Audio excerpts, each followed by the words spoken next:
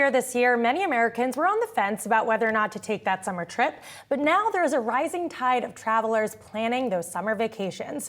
Here to offer some words of wisdom about financially planning for your next vacay is Yahoo Finance senior columnist Kerry Hannon. And Kerry, I just came back from an early summer trip, so I wish we had this segment and chatted beforehand, but where are we seeing the demand for this travel right now?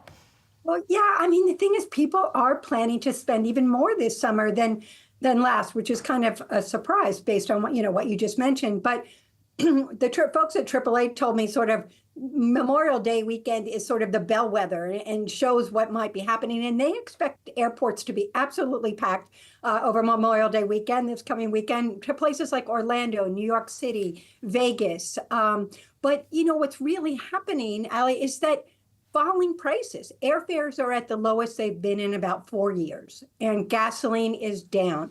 So this is making a whole set of possibilities for people. Now, road trips are particularly cool this year.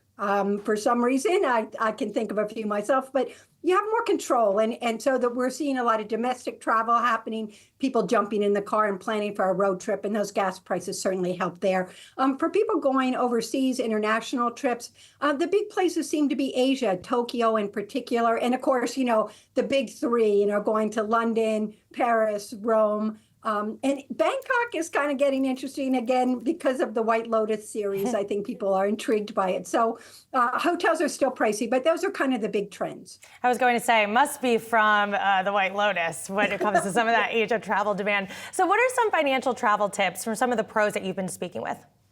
Yeah, exactly. Some of the things are tried and true that we should always remember. But if you can be flexible, it's the key, right? If you can travel on midweek dates, you can drop airfares by 20%. So this is really something to consider. Look for, and also traveling early June, those first 2 weeks of June, or the end of August. Otherwise, peak summer is still going to be expensive. That's important to remember. So if you can shift, and if you can the fall season is actually quite good if you have that flexibility. Again, plan for refundable fares because things happen, right? Now, we know that those are a little bit more expensive, but it does give you that flexibility if the world shifts on you and for whatever reason you need to cancel.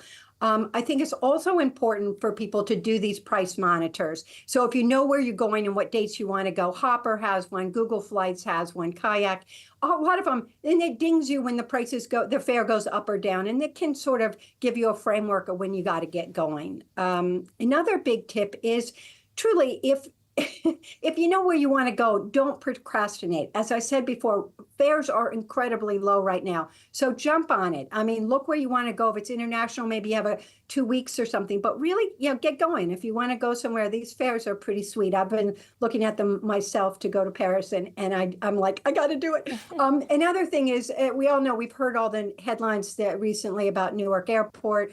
Disruptions are part of the game in the airport world right now. So one travel expert I spoke to, who I respect, Haley Berg over at Hopper, she said, trip insurance is something really people should consider this year because these things are happening and it's worth considering. I feel like I'm talking so fast, but one more thing to tell you, dupe. If you don't want, you can save by not going to that big flashy city like Barcelona and maybe picking something nearby. You get the culture vibe, but it's not as expensive.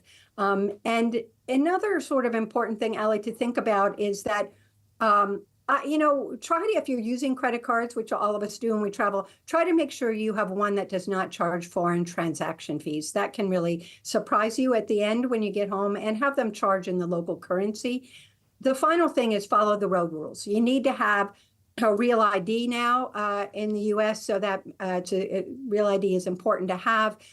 Going overseas in UK, you need an electronic travel authorization now, and later this year throughout the EU, you're going to need travel authorization as well. So these are things that are shifting in the travel world. They'll just make your life a little bit smoother, and you can buckle up and go have some fun. All right, some fantastic tips there. Be flexible, don't procrastinate. Kerry Hannon, thank you so much.